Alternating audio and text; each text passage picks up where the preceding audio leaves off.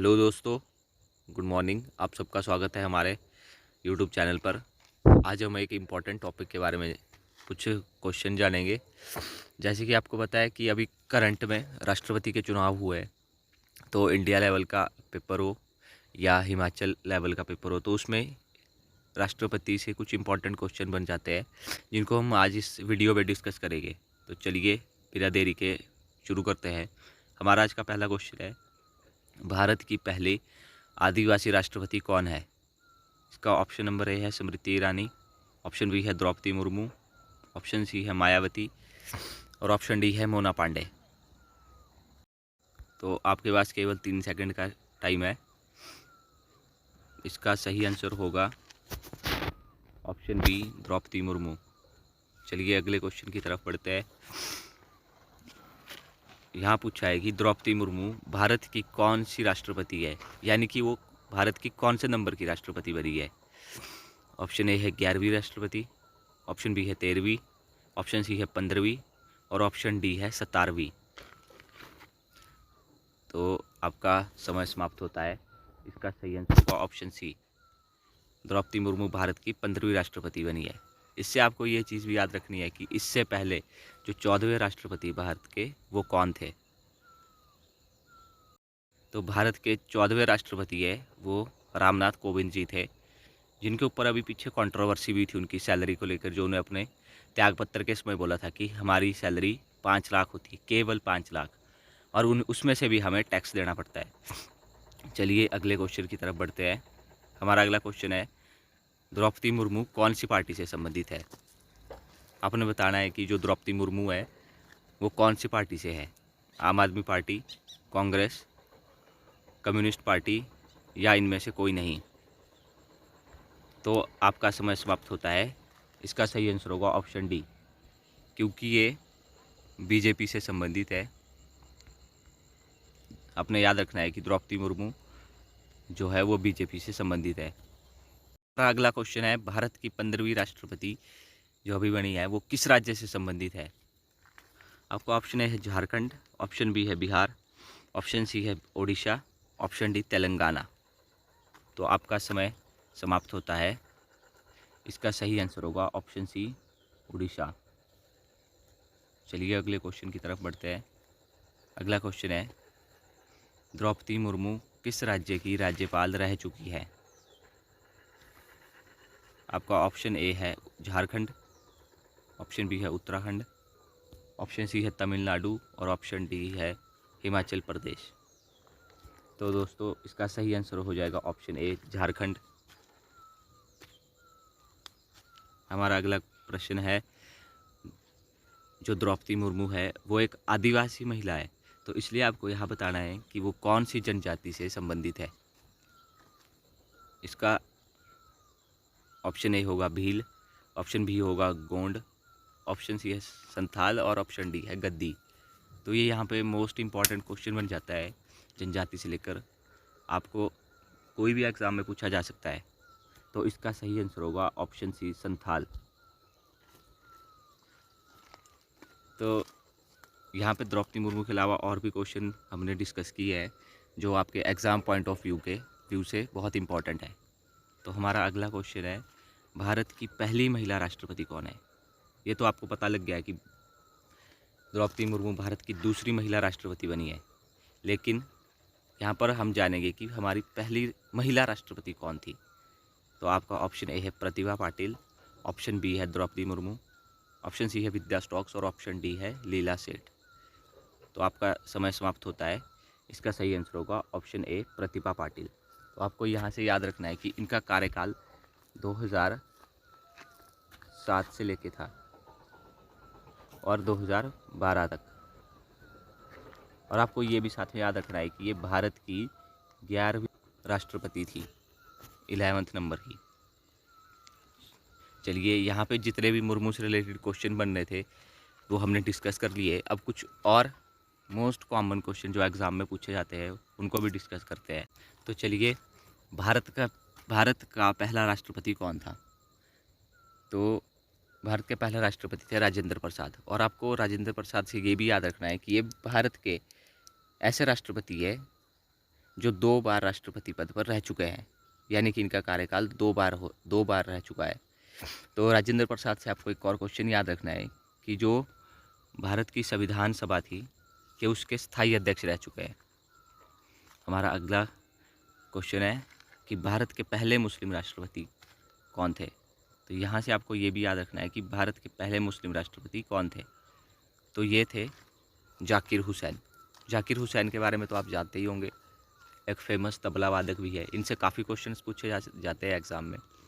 तबला वादक से कोई भी अगर आपको इंस्ट्रूमेंट है, म्यूज़िकल इंस्ट्रूमेंट से, तो उनसे काफ़ी क्वेश्चंस पूछे जाते हैं। तो आपको ये भी याद रखना है। हमारा अगला क्वेश्चन है पहले निर्विरोध चुने गए राष्ट्रपति, यानी कि जिनको बिना किसी विरोध के, यानी कि बिना किसी ओपोजिशन के चुना गया था। तो इसका आंसर होगा नीलम संजीवा रेड्डी। अगला क्वेश्चन है कि भारत के पहले सिख राष्ट्रपति कौन थे। भारत के पहले सिख राष्ट्रपति थे ज्ञानी जैल सिंह। मैक्सिमम बच्चों को यही लगता है कि हम पहले सिख राष्ट्रपति मनमोहन सिंह थे, लेकिन आपको याद रखना है कि भारत के पहले सिख राष्ट्रपति ज्ञानी जैल सिंह। तो यहाँ पर आपको जाकिर हुसैन से एक और बात याद रखनी है कि जाकिर हुसैन जो है अपने कार्यकाल के दौरान इनकी मृत्यु हो गई थी। चलिए अगला क्वेश्चन डिस्कस करते हैं। जो भारत के राष्ट्रपति है उसका कार्यकाल कितने साल का होता है। इसका ऑप्शन ए है 3 वर्ष, ऑप्शन बी है 5 वर्ष, ऑप्शन सी है 6 वर्ष और ऑप्शन डी है 2 वर्ष। तो यहाँ पे आपको बताना है कि भारत का राष्ट्रपति है वो अपने पद पर कितने वर्ष तक रहता है। तो इसका सही आंसर हो जाएगा ऑप्शन बी 5 वर्ष। चलिए अगले क्वेश्चन की तरफ बढ़ते हैं। अगला क्वेश्चन है संविधान के कौन से अनुच्छेद में राष्ट्रपति के बारे में उपबंध है, यानी कि कौन से अनुच्छेद में राष्ट्रपति के बारे में बताया गया है। तो इसका ऑप्शन ए है आर्टिकल 52, ऑप्शन बी है आर्टिकल 63, ऑप्शन सी है आर्टिकल 64 और ऑप्शन डी है आर्टिकल 1, अनुच्छेद 1। तो आपको बताना है कि भारत के राष्ट्रपति को कौन से अनुच्छेद में रखा गया है। तो इसका सही जवाब होगा ऑप्शन ए आर्टिकल 52। आर्टिकल 52 में भारत के राष्ट्रपति के बारे में बताया गया है। चलिए अगला क्वेश्चन देखते हैं। हमारा अगला क्वेश्चन है राष्ट्रपति का चुनाव कौन से अनुच्छेद में है। राष्ट्रपति का चुनाव कौन से अनुच्छेद में है। इसका ऑप्शन ए होगा अनुच्छेद 52, ऑप्शन बी होगा अनुच्छेद 54, अनुच्छेद 60 और अनुच्छेद 61। तो इसका सही जवाब होगा ऑप्शन बी अनुच्छेद 54। तो यहाँ पे आपको एक नोट याद रखना है कि राष्ट्रपति का चुनाव अनुच्छेद 54 में है और अनुच्छेद 55 में राष्ट्रपति के चुनाव का तरीका बताया गया है। तो यहाँ पे ये दोनों डिफरेंट आर्टिकल्स है, तो इन दोनों में आपको कंफ्यूज नहीं होना है, इनमें आपको अच्छे से ध्यान रखना है।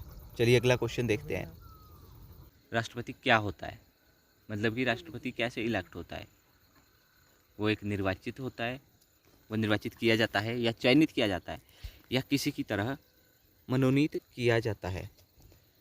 तो इसका सही आंसर हो जाएगा ऑप्शन ए निर्वाचित। जो राष्ट्रपति है उसका निर्वाचन होता है। राष्ट्रपति का निर्वाचन आनुपातिक प्रतिनिधित्व प्रणाली के द्वारा एकल संक्रमणीय मतदान के द्वारा किया जाता है, जिसमें कि MLAs MPs वोटिंग करते हैं। तो उनके वोट की जो वैल्यू बनती है उस हिसाब से उसे वोट मिलते हैं। चलिए हमारा अगला क्वेश्चन है कि राष्ट्रपति चुनाव से संबंधित सभी विवादों की जांच एवं उन पर फैसला किसका होता है। यानी कि जो राष्ट्रपति चुनाव होता है उसमें कोई विवाद हो जाता है या उसको लेकर कोई जांच बिठाई जाती है कि राष्ट्रपति चुनाव में धांधली हुई है या कुछ भी हुआ है, तो उसकी जो है अंतिम फैसला और उन पर जांच कौन करता है।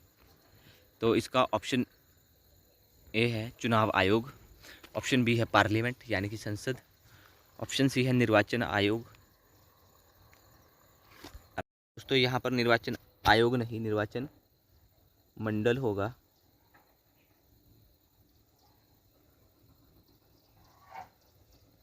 निर्वाचन मंडल। और ऑप्शन डी है सर्वोच्च न्यायालय। तो आपका समय समाप्त होता है। इसका सही आंसर होगा ऑप्शन डी, सर्वोच्च न्यायालय। आपको याद रखना है कि राष्ट्रपति चुनाव संबंधी जितने भी विवाद होंगे उनका निपटारा सर्वोच्च न्यायालय में होता है और उसका अंतिम फैसला भी सर्वोच्च न्यायालय ही देता है और वो उनको मानना पड़ता है। हमारा अगला क्वेश्चन है कि राष्ट्रपति पद के लिए क्या क्या अर्हताएं होनी चाहिए। राष्ट्रपति पद के लिए तो इसका ऑप्शन ए है, उसकी आयु 35 वर्ष होनी चाहिए, वो भारत का नागरिक होना चाहिए, या लोकसभा सदस्य के लिए सदस्य बनने के लिए अर्हित होना चाहिए, या ऑप्शन डी है केवल ए और बी सही है इसका, और ऑप्शन ई है ए बी सी तीनों सही है। तो इसका सही आंसर हो जाएगा option E, A B C तीनों। हमारा अगला प्रश्न है नामांकन के लिए कितने प्रस्तावक और कितने अनुमोदक चाहिए।